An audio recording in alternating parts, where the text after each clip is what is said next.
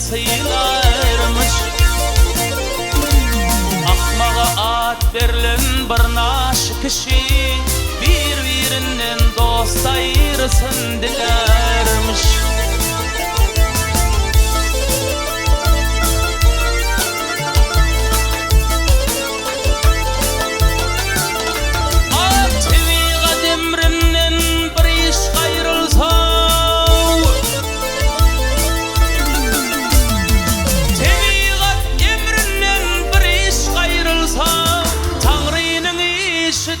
Herine buyurulsa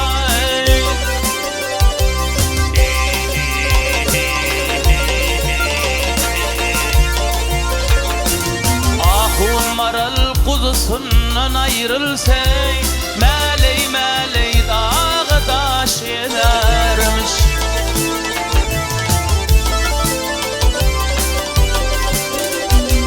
Nefes oğlu eşek minsemmeseder, bahiller bay bağrın oda köseder.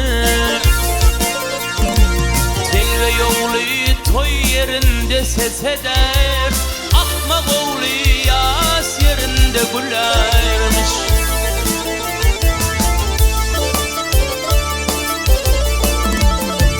Telve yolu toy yerinde ses eder, telve yolu toy yerinde ses eder, akmak oğlu yas yerinde gülermiş.